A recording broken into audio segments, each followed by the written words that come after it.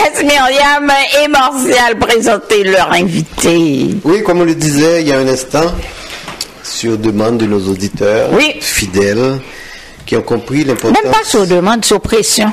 Bon, oui, parce qu'on a. Parce que moi j'ai senti que j'avais de la pression, oui. Oui. Sur le sujet qu'on a entamé dimanche dernier, qui est un sujet d'abord d'actualité, mais qui nous concerne tous, qu'on soit de ce côté ou de l'autre côté de la frontière. Oui. Et pour nous en parler et pour apporter cette lumière dont nous avons besoin pour comprendre d'abord ce qui se passe, essayer de trouver des solutions. Nous avons une fois de plus notre invité qui dimanche dernier n'a pas pu être présent, mais qui était fidèle au téléphone et qui a suscité cet intérêt du côté de l'auditoire. Et ce dimanche, il nous a fait la faveur d'être présent. Et je vous présente Monsieur François Jean-Denis. Bonjour Martial et bonjour Myriam, bonjour Asma. Et ça fait toujours plaisir de participer à l'émission Les Dimanches d'Asma. Fan. Inconditionnel. C'est le show le plus chaud, comme dirait l'autre. Oui, souvent on a très chaud. Oui. Le show le plus chaud du dimanche. Oui, parce que vous n'êtes pas les seuls à avoir des appels. Moi également, on m'a appelé, on m'a félicité, on m'a dit l'équipe est aussi correcte. Martial a posé les bonnes questions, Asma, tout le monde.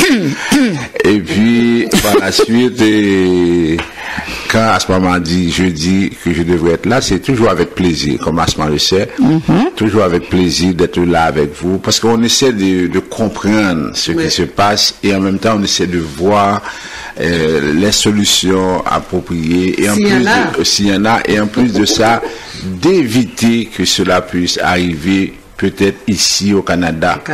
Comme Martial disait, j'écoutais quand Martial parlait aussi de la République dominicaine, 7000 personnes en une semaine.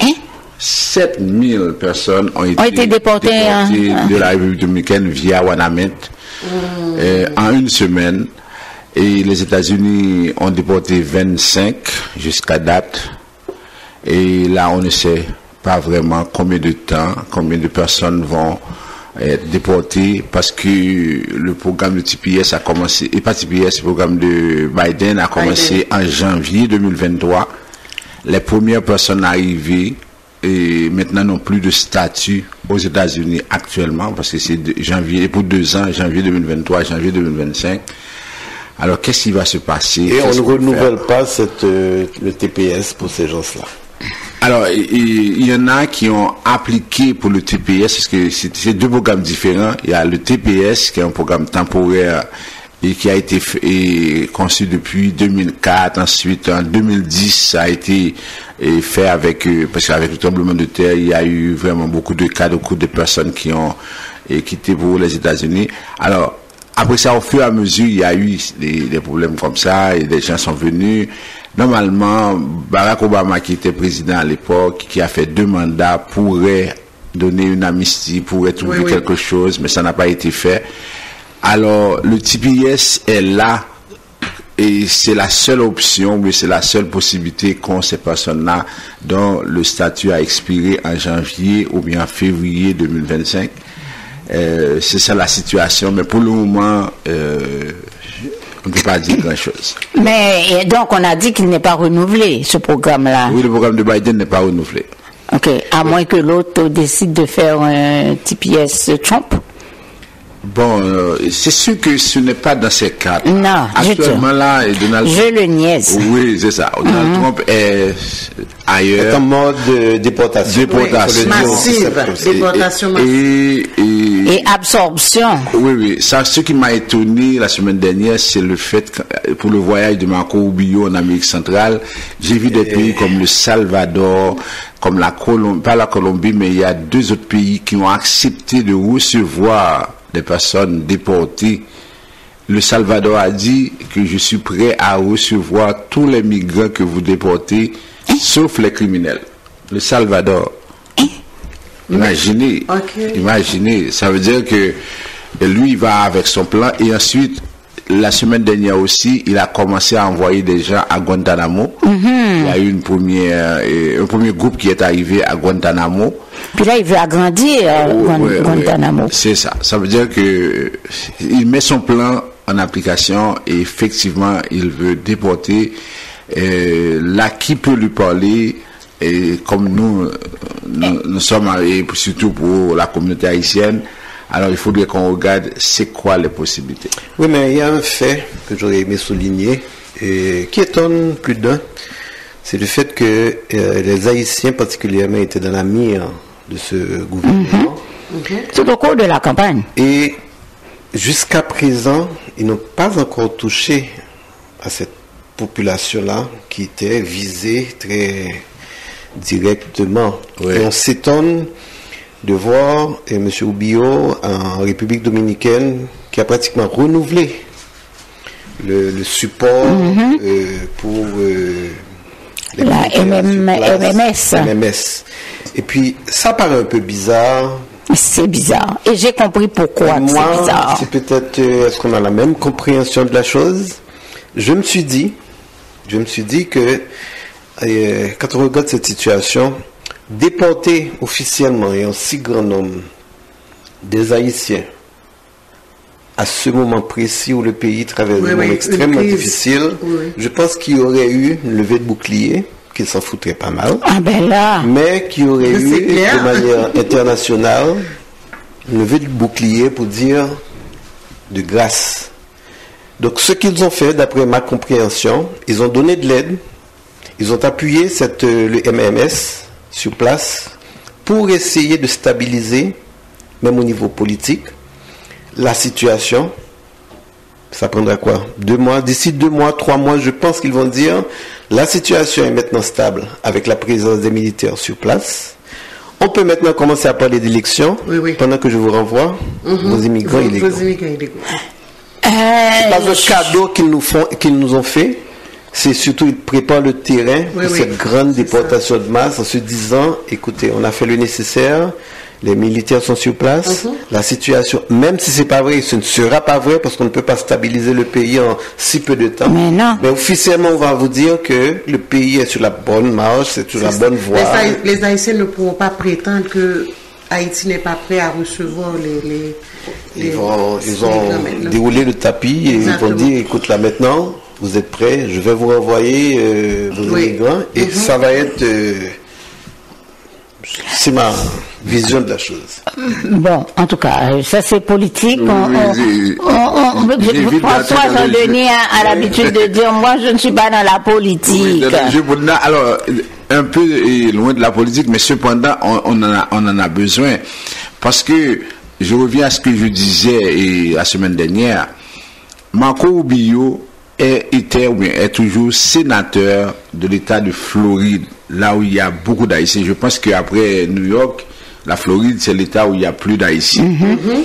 Et Marco Rubio est élu parce qu'il y a des Haïtiens qui ont voté pour lui. Et souvent, des fois, j'entendais, même le pasteur Grégory disait qu'il connaît M. Rubio, et il est connu de la communauté, tout ça.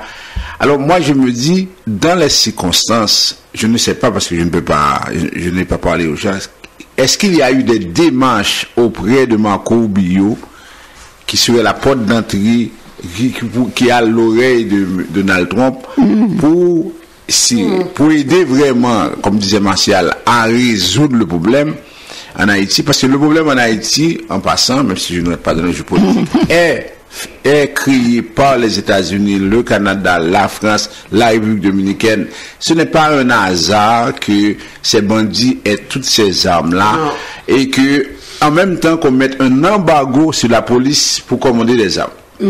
Parce que l'OEA a voté une résolution pour empêcher à la police de commander des armes. Alors, ce n'est pas un hasard si tout cela arrive. Mais pour le moment, étant donné que tout le monde est à genoux devant Donald Trump, et lui, il veut déporter, alors ce que Marcel dit a beaucoup de sens. On peut donner un semblant de normalisation. Et après ça, maintenant, on va déporter les gens. Et on va déporter les gens de TPS, les gens de Biden, on va déporter tous ceux qui ont commis des crimes aux États-Unis. Alors, c'est sûr que ça va faire mal. Et quand on a la République dominicaine qui déporte, les États-Unis qui déportent, Et on va venir plus loin avec le Canada. Si M. Poilievre gagne les élections aussi, probablement il va entrer dans le même jeu. Alors si on a 3 pays qui déportent, c'est sûr que ça va faire très très mal. Ça va faire encore plus mal. Mais on a déjà mal. Oui, Ça fait encore plus mal. Oui. Alors, mais il faut qu'il y ait des actions. Alors, on va essayer de regarder ce que ces gens-là peuvent faire en attendant. Ok, quand ils sont aux États-Unis, qu'est-ce qu'ils peuvent faire? Et je tiens aussi à préciser, dernièrement je vous ai parlé des problèmes de la GRC avec les appareils commandés en Chine. Il y a eu changement, il y a eu évolution de la situation. Parce que Donald Trump a donné 30 jours au Canada pour ne pas mettre les tarifs, la GRC s'est équipée d'autres appareils sophistiqués et a acheté ces équipements-là, pas en Chine, je ne sais pas où. Et la GRC est en mesure de faire le contrôle, même à des distances éloignées de tout mouvement sur le sol canadien. Et je pense que cette semaine, il y a eu justement cette vidéo, cette information qui expliquait justement avec ces nouveaux appareils la possibilité qu'ils ont de détecter dans la chaleur du corps. C'est ça. Et ceci à partir de l'hélicoptère, de l'avion de patrouille. C'est ça. Et ensuite d'avertir le sol pour aller intercepter ces migrants. Donc, exactement. On sent qu'il y a vraiment un mouvement pour améliorer, pour sécuriser la frontière comme fut la demande de M. Trump. Donald Trump. Il y a 300 policiers de l'Ontario, 200 policiers de la Sûreté du Québec, il y a des hélicoptères, il y a des avions, il y a des employés de la GRC. Ça veut dire on met le paquet pour sécuriser la frontière. Alors, ça veut dire que on a aux États-Unis des personnes qui peuvent entrer légalement en passant par la frontière. On a donné la semaine dernière les raisons de comment ils peuvent procéder. Mais en même temps, on a aussi d'autres personnes qui veulent passer par des voies irrégulières. Parce qu'une personne qui est aux États-Unis maintenant, qui n'a pas de proche au Canada et qui a un statut, et imaginez que cette personne-là se retrouve entre deux, et je dirais un no man's land, entre deux terres, deux territoires. Ou bien elle reste et peut être déportée à n'importe quel moment, ou bien elle prend le risque de passer de façon irrégulière, et aujourd'hui c'est très très difficile de passer. Alors, normalement, il y a des avocats à la frontière quand la personne réussit à s'y rendre et peut faire une demande d'asile tout de suite, non? Les avocats ne sont pas à la frontière. Ce qui est prévu, c'est que vous arrivez à la frontière, vous arrivez avec la pièce, la preuve de statut de votre proche, et puis des actes de naissance pour prouver ça aussi. Et maintenant, vous faites votre demande. Ok. Alors, il faut payer pour faire la demande. Ok, à tout à l'heure.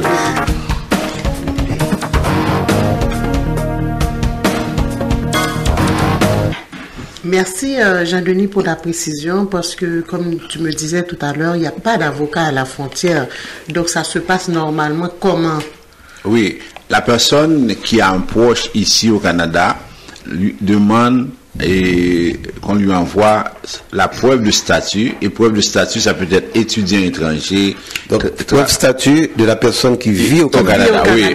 Okay. Ça peut être étudiant étranger, ça peut être travailleur étranger temporaire, ça peut être demandeur d'asile qui n'a pas encore été à l'audience, ou bien qui a réussi son audience, parce que si l'audience, et s'il n'a pas réussi son audience, il n'a pas ce droit-là. Ensuite, ça peut être résident permanent, citoyen canadien.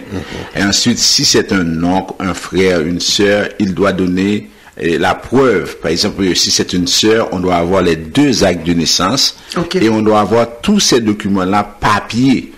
Parce que j'ai vu des personnes qui ont été refusées parce que ces documents se trouvaient dans leur téléphone. Et l'agent qui a beaucoup de personnes à recevoir ne va pas essayer de comprendre à notre téléphone. Et d'ailleurs, les gens sont trop négligents à ce niveau-là. Alors, on se présente et automatiquement, on se présente pour faire une demande d'asile.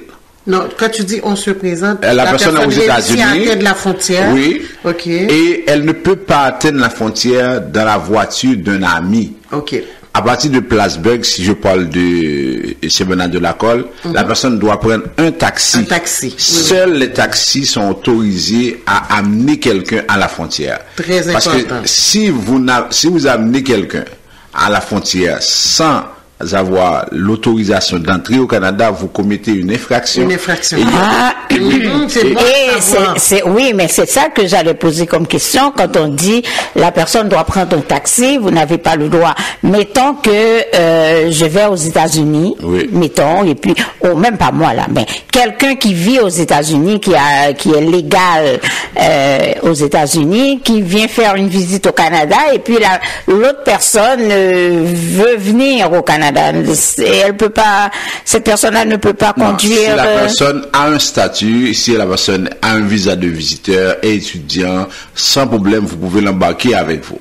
Oui, mais un résident aux États-Unis. Non, je vais apporter une petite précision. Oui, vas-y. Quand vous traversez la frontière, quelqu'un, assurez-vous que la personne a ses papiers. À ses papiers. Oui. C'est pas une fois arrivé à la frontière. Vous n'avez pas de papiers? Alors là, vous êtes dans le trouble. Oui. C'est ça. Exactement. C'est comme Ground fait. Ça veut dire avant d'embarquer quelqu'un, on vérifie les documents. C'est pas.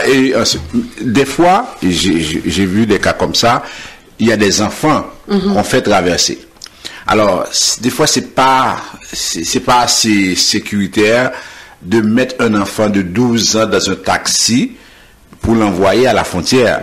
Alors, ce que la personne peut faire, elle peut suivre le taxi jusqu'à la frontière, mais elle fait semblant qu'elle n'a rien à voir avec le taxi. Elle traverse comme si elle allait, par exemple, au Canada. Donc, les piétons peuvent traverser? Non, en auto. En auto, oui, c'est ça. Parce que le taxi de Plattsburgh à la frontière, c'est quand même 15, 20, 25 minutes. Ça veut dire que des fois, c'est pas prudent si c'est le cas des enfants. Mais dans le cas de personnes âgées, la personne prend un taxi et va directement à la frontière avec ses documents en main. Elle se présente et elle fait sa demande d'asile. On précise, c'est la demande d'asile parce qu'il y a une confusion. Parce que je disais la semaine dernière, si la personne a son conjoint, sa conjointe ici au Canada, elle pense que c'est son conjoint qui l'a fait venir comme parrainé. Alors, vous ne venez pas comme personne parrainée. Exactement. Ou bien si la personne a eu une demande de visa de visiteur et vous ne venez pas comme visiteur, vous venez comme étudiant étranger. Vendredi dernier, quelqu'un est venu au bureau et était en colère parce que elle a quelqu'un qui est dans le programme Biden, elle veut que la personne vienne, elle me dit, je viens faire une lettre d'invitation pour inviter la personne à traverser la frontière. J'ai dit, non, ça ne se fait pas. Elle était en colère, elle a dit, je vais ailleurs. J'ai dit, allez-y, mais vous allez perdre votre argent et ça ne se fait pas. On va refuser la personne parce que apparemment, il n'y a pas de lien proche. Alors, elle dit, je vais inviter la personne. Ça ne se fait pas. Vous ne pouvez pas inviter quelqu'un aux États-Unis, vous lui donnez une lettre d'invitation et vous lui dites de traverser la frontière. Si c'est une demande de visa de visiteur, vous lui envoyez la lettre d'invitation. Elle fait sa demande de visa de visiteur. Elle obtient le visa et puis elle peut traverser. Et là, je pense que c'est une précision qu'il faut souligner. Reprendre, Jean-Denis. Il y a cette idée de lettre d'invitation. Oui, c'est ça que j'allais dire, moi. À tort et à travers. Mais cette lettre d'invitation peut servir pour aller faire la demande de visa dans son pays d'origine. C'est pas pour traverser la frontière. Oui, ça c'est très bien. Et encore une autre précision. Et ça, j'insiste et puis vous me donnez la possibilité d'expliquer ça aux gens. Je sais qu'ils écoutent. Si par exemple je fais venir ma sœur qui est aux États-Unis, je la fais venir ici. Je n'ai pas signé d'engagement pour ma sœur. C'est pas un parrainage. Ça veut dire quoi? Ça veut dire que une fois la personne arrive ici et la personne qui est arrivée ici, l'autre lui dit, oh, c'est moi qui t'ai permis de rentrer ici. Toi, tu es sous mon contrôle. Et puis, si tu ne suis pas ce que je te dis, je vais te faire déporter, je vais appeler la police. Qu'on arrête ces choses-là parce que la personne est déjà déprimée, elle est déjà stressée et il n'y a aucun engagement. J'aimerais que les gens comprennent ça. C'est pas parce que vous envoyez un document à immigration et disant que vous êtes le frère, la sœur, vous êtes un proche de la personne aux États-Unis que vous avez signé un engagement. Oui. Ok, Jean-Denis, si, supposons, on a un membre de notre famille, un cousin, une cousine, frère, sœur et tout, la personne atteint la frontière et nous appelle au téléphone pour nous dire « je suis à la frontière ». Alors, qu'est-ce qu'on peut faire? Est-ce qu'on peut se rendre nous-mêmes avec nos documents, le passeport et tout? On fait quoi? Non. Et on enlève cousin, cousine. Cousin, cousine ne fait pas partie de la liste. Ne font pas partie. Non, c'est ça. Et on n'a pas à se présenter à la frontière. Autrefois... Comment on fournit le document? On envoie et on scanne les documents, on envoie par courriel et la personne doit imprimer les documents. Mais on n'a pas à se présenter. Et si jamais vous voulez aller chercher la personne et après avoir fini les étapes, vous restez au duty free, au magasin qui est... là où on achète les parfums. Oui, tout ça. Vous restez là. Et la distance entre duty free et la frontière, c'est quelques mètres. Alors la personne traverse la frontière et vient vous trouver. Mais vous n'avez pas à attendre la personne, vous n'avez pas à le faire parce que ce n'est pas permis. Ce n'est pas permis. Ok? Ça veut dire que c'est comme ça. Et le gouvernement a aussi, puisque dernièrement, il y avait le tour du poteau. Le tour du poteau, c'était pour les étudiants étrangers, les travailleurs étrangers qui voulaient. On a mis fin à ce processus-là. Maintenant, il y a quelque chose qui est en vue. On veut, par exemple, mettre des agents canadiens de l'autre côté de la frontière pour essayer de vérifier toute la avant même que la personne arrive. Oui, tout ça. Mais ça, c'est en cours. Mais pour rester à notre sujet, pour les gens qui sont aux États-Unis, on doit avoir tous les documents, mais ça doit être un proche et ce proche-là doit avoir un statut afin que vous puissiez entrer aux États-Unis et au Canada pour faire la demande. Maintenant, il y a une autre chose. On va poser des questions, dépendamment du nombre de personnes, du volume de personnes dans la liste, on peut trouver des agents qui font une entrevue. Oui. Et c'est là que le bas blesse. Moi, pour tous les gens que j'ai déjà rencontrés, à 98%, leur problème, c'est qu'il y a barbecue, il y a ISO, il y a l'insécurité, il y a les routes qui sont bloquées. Ils évoquent seulement ça. Donc, ils font référence à ce qui se passe en Haïti. Oui, je viens au Canada pour faire une demande d'asile parce qu'il y a l'insécurité. Oui, c'est ça. Alors que dans les motifs de la Convention, l'insécurité ne fait pas partie.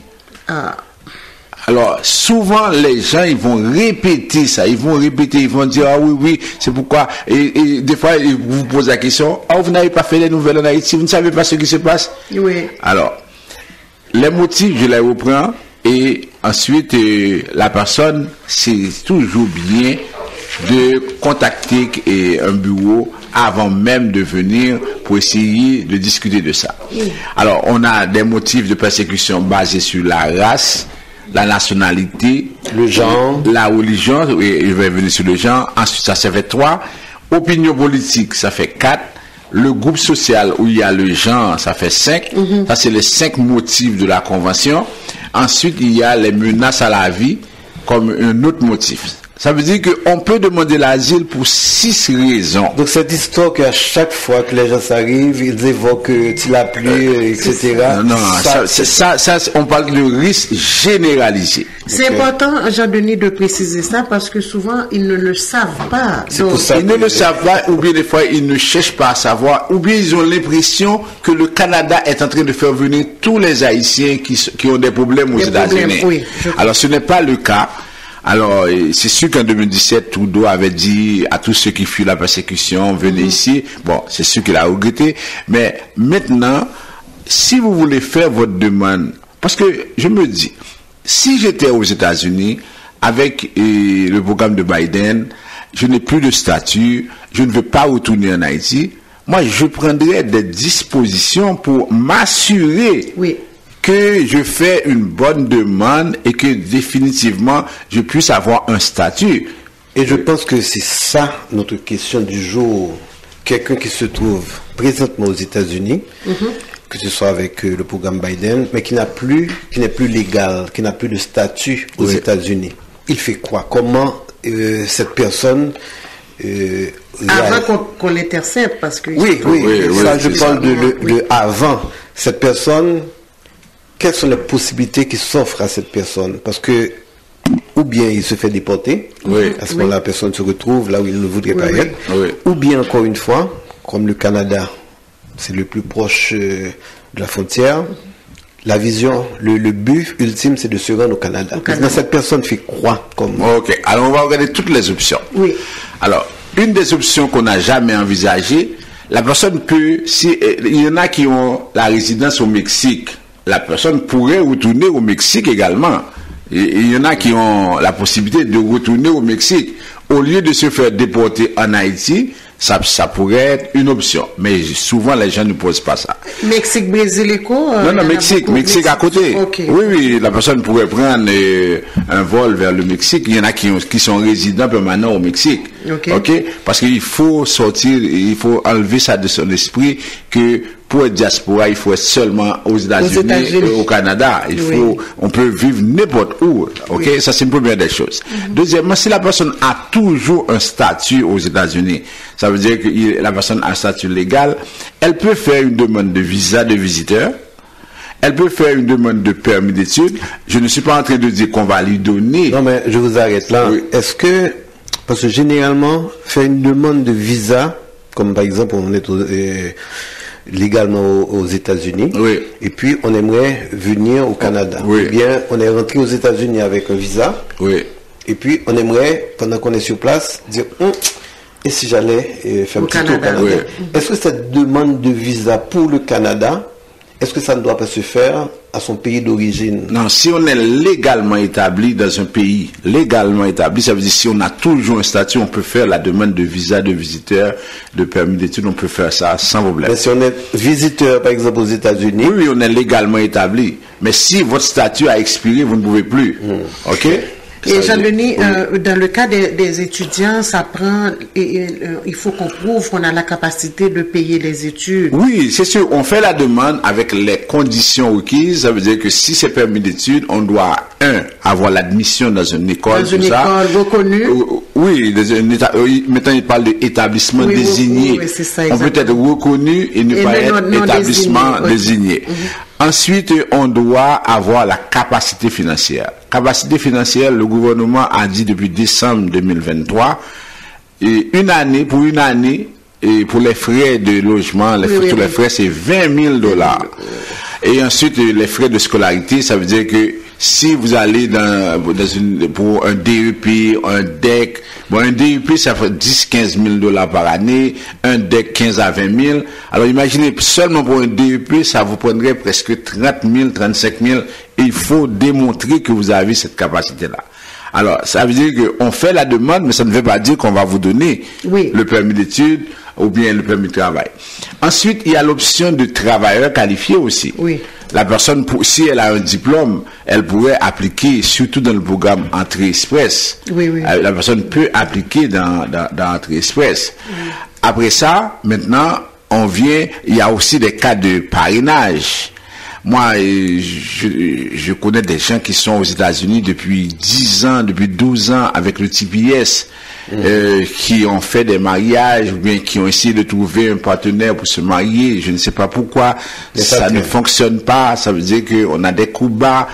C'est ça. Mais le parrainage existe aussi. Ça veut dire que la personne peut se marier.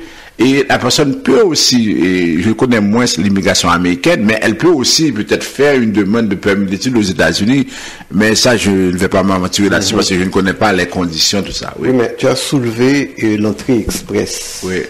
Est-ce que tu peux un petit peu l'entrée express, c'est un programme de travailleurs qualifiés qui fonctionne par pointage. Ça veut dire que la personne doit avoir un diplôme d'au moins 1 an, elle doit faire un test et réussir le test. J'insiste là-dessus parce que souvent la personne va faire un test de français. Il y a 3 niveaux. Il y a A, B, C. A c'est pour débutant, B c'est intermédiaire, C c'est avancé. Et là, si la personne a A comme résultat, c'est sûr que ça ne fonctionne pas.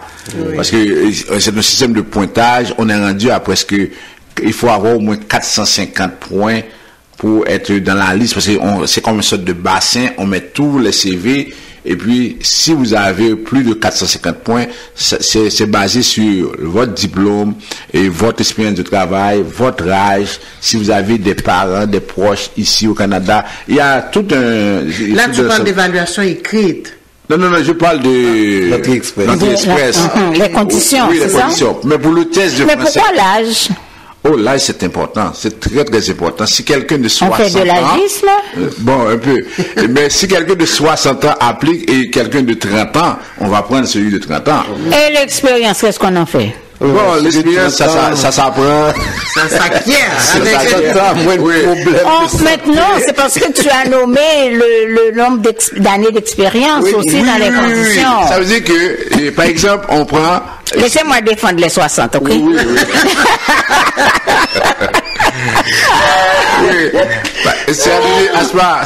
Si, par exemple, on dit que on donne 16 points, par exemple, pour l'âge. Oui. Okay? 16 points seulement? Oui, on a des... Par exemple, 60 malades. 16 points pour l'âge. Et après ça, maintenant, si on commence, et si on dit 60 ans, si on dit de 18 à 35 ans, 16 points. Après ça, quand vous avez 36 ans, ça fait 14. Si vous avez... Jusqu'à ce que, quand vous arrivez... Quand on arrive à 60, on a 0.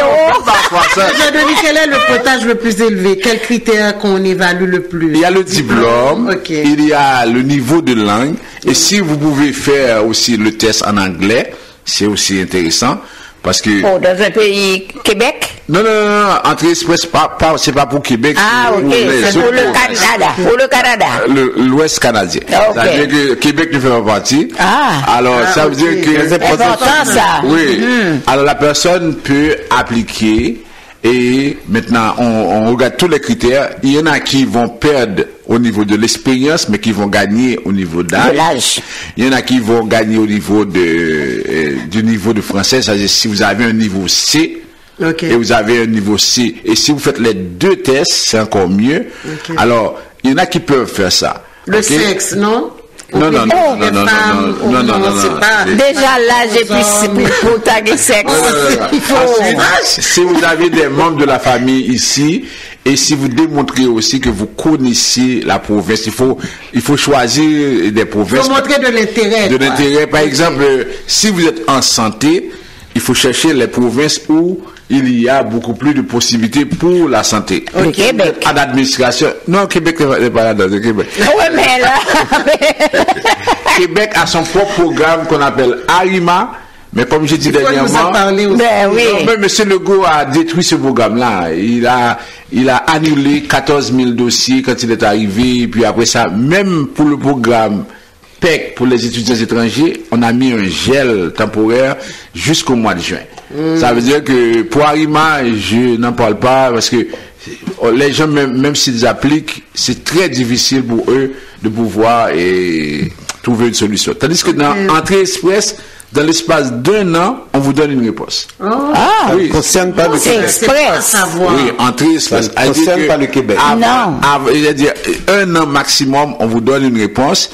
Et si vous êtes sélectionné, vous pouvez appliquer pour vous, pour les membres de votre famille, et faire la résidence. C'est un très bon programme. C'est bon, mais oui. Oui, mais c'est pas au Québec. Non, pas au Québec. Et puis, Asma, je profite de ça pour dire qu'on n'est pas obligé d'aller au Québec. Mais regardez, nous sommes tous ici au Québec. Moi, si j'avais à recommencer, je ne serais pas au Québec. Ah oui? Non, je ne serais pas au Québec. Oui. Alors, ça peut-être moi non plus. Oui. Et ça veut dire que là, on était à l'option de travailleurs qualifiés. Oui. Entrée Express. Entrée Express. Et la dernière option, c'est la demande d'asile. Oui. La demande d'asile, c'est pour les gens qui, normalement, on a 4 exceptions. Et ça, je vais vous dire aussi que cette semaine, on a Amnesty International et le Conseil canadien pour les réfugiés qui ont demandé au Canada de se retirer de cette entente sur les tiers pays sûrs. J'ai entendu ça. Oui, parce que lorsque cette entente a été conclue en 2004 avec, c'était lui qui était ministre de l'immigration, notre famille de Nicodère, et lorsque cette entente a été conclue, on avait dit qu'il y a 2 pays sûrs dans le monde. le Canada et les États-Unis. Or, maintenant, on est en train de démontrer que, depuis longtemps, même avant Donald Trump... deux pays pas sûrs. Oui. Les États-Unis ne peuvent pas être sûrs. Les États-Unis ne peuvent pas être sûrs. Non. Et depuis, même avec Biden, c'était pas sûr. Non. Parce que Biden déportait beaucoup de gens Barack aussi. Barack Obama, tout ça, c'était pas sûr. Mais avec Donald Trump, ce n'est pas sûr, parce que Donald Trump, maintenant, ce qu'il fait, tous les organismes, tous les organismes qui ont été créés après la Seconde Guerre mondiale, il est en train de les détruire. Et par exemple, au niveau de l'asile, c'est la Convention de Genève, on a établi les critères. Lui, il dit, aux États-Unis, maintenant, il y a deux genres, le masculin et le féminin. Point barre. Si quelqu'un est transgenre, même s'il fait une demande d'asile, maintenant, on va le refuser. Pas là-dedans. Et on dit, bon, ces gens-là qui sont aux États-Unis, qui sont transgenres, par exemple, qu'est-ce qu'ils vont faire? Ça, c'est ensuite... Attends, je t'arrête là. Maintenant que tout le monde sait qu'aux États-Unis, maintenant, il n'y a que deux genres. Mettons que moi, je suis transgenre. God willing. Oui. Je suis transgenre. Et puis, je veux faire une demande. Est-ce que je ne peux pas me déclarer le genre que je veux, sans dire que je suis transgenre? Mais si parce qu'on va fouiller? Non. Vous dites que vous êtes transgenre et vous demandez l'asile parce que vous craignez. C'est ça. C'est une autre chose là. Alors, c'est ça. Alors, lui dit deux genres. Et il n'est pas contre, il n'a pas dit que l'homosexualité n'existe pas. Et on peut être homosexuel naturel. Naturel, ça veut dire qu'on est homosexuel. Non, on est né comme ça. Né homosexuel? Oui. Il y en a qui, mais oui, on est né comme ça. Transgenre, c'est les gens qui essaient de devenir. Qui changent de sexe. Oui, je sais, mais comment on sait qu'on est né homosexuel? On est comme ça. On a une attirance pour le même sexe. Le même sexe, oui. Depuis qu'on est enfant, on a une attirance pour le même sexe. Et ça existe effectivement. Mettons. Oui, lui, il n'est pas contre l'homosexualité, mais il est contre transgenre, ok? Alors c'est une bonne précision. Oui, quelqu'un qui s'est transformé. Oui, et quelque part, on peut dire qu'il a raison d'une certaine façon, mais on met ça de côté. Mais c'est pas notre sujet. Mais maintenant, quelqu'un qui est transgenre aux États-Unis, s'il fait une demande d'asile suivant la doctrine de Donald Trump, il ne sera pas accepté. En 2017, dans son premier mandat, il a fait une chose qui était très grave. Il avait dit la violence conjugale n'existe pas. Et il avait dit qu'on ne peut pas demander l'asile pour la violence conjugale. Alors ça veut dire que quelqu'un qui, on a vu des cas, on a vu Amnesty International et le Conseil canadien, vous l'avez vu, ont documenté des cas des gens de l'Amérique centrale qui étaient battus, torturés et qui ont été déportés dans leur pays. Les maris les ont tués. Oui. Alors ça veut dire qu'on se retrouve avec deux cas maintenant. Ça veut dire que ces personnes-là ne peuvent pas demander l'asile aux États-Unis. Alors Amnesty International et le Conseil canadien disent que c'est pas un pays sûr finalement. Mais ça doit faire l'affaire du président. Oui. Et là maintenant, on demande au Canada de se retirer. C'est sûr que ça n'arrivera jamais. Le Canada ne va pas se retirer de l'entente. Parce que si le Canada se retire, tout le monde peut entrer. Oui. Tout le monde peut entrer. Il n'y a pas de barrière. Il n'y a pas de barrière du tout. Là, tout le monde va entrer. Il n'y aura pas seulement les exceptions. On va entrer. Et c'est un dossier qui est devant la Cour suprême du Canada. On va voir ce qu'on va dire parce que on avait déjà, il y a un tribunal qui avait déjà dit que ce dossier-là est anticonstitutionnel. Oui. Alors, mais maintenant, qu'est-ce qui va se faire? On ne sait pas. Mais pour le moment, on a donné les options qui sont à la disposition de ces personnes-là. L'autre option dont on ne va pas parler, puisque ça ne nous concerne pas, c'est le passage irrégulier. Le passage irrégulier avec les passeurs, nous on ne rentre pas dans ça. Non. Et c'est pas vraiment...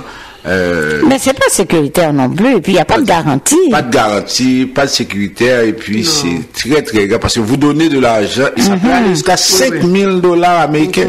Par personne? Par personne. Ça peut aller $5,000 par personne. On a arrêté cette semaine plusieurs passeurs. des gens qui ont fait passer des gens. Et qui les ont laissés mourir. Mais quand on parle de passeurs, c'est souvent pour les Indiens. Oui. Est-ce qu'on dit? Oui, parce que les Haïtiens sont en plus petit nombre à comparer aux Indiens et aux Mexicains. Alors, on fait la deuxième pause pour payer. On revient, mais ça passe trop vite. Déjà 1 heure, là. À tout à l'heure.